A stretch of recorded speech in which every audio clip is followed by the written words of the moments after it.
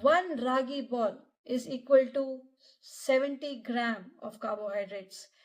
If I have to tell you in terms of teaspoon, 1 teaspoon of sugar is 4 gram of carbohydrate. One ragi ball is 60 to 70 gram of carbs. Then one ragi ball is 15 teaspoons of sugar. And this is why diabetics spike massively even though ragi ball is labeled as healthy. Now the question is, older generations used to eat ragi ball but never got diabetes. That is because they had 10x times physical activity higher than us. If you probably put a smartwatch on them at that point, you would see that they would have reached close to 20 to 30,000 steps per day. Our grandparents and their grandparents used to walk 10 to 15 kilometers every day, or maybe even 20 kilometers.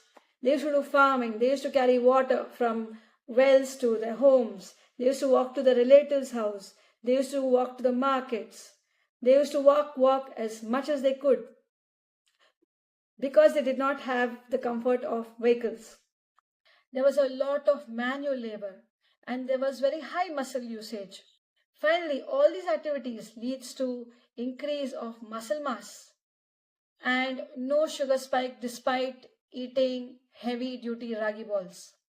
And traditionally ragi balls used to be eaten with sambar or leaves or muttons, and all this would slow the digestion.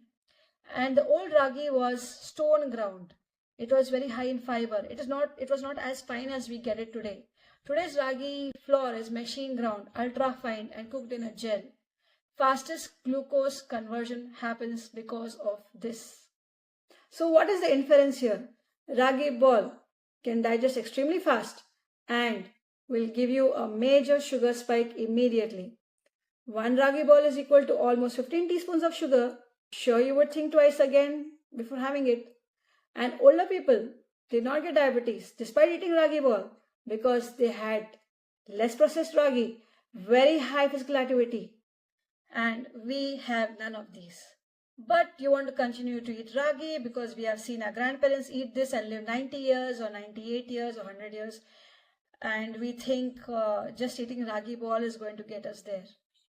But the question you have to ask yourself is, you want to eat like them, but are you ready to do the physical activity like them? If you're ready for that, then go ahead with your ragi ball. But if you're just doing 8,000, 9,000 steps per day, your activity is hardly an hour or two, and you want to eat ragi ball, it is not a good idea. Drop the ragi ball from your menu. I hope you found this video helpful. Share it to as many diabetics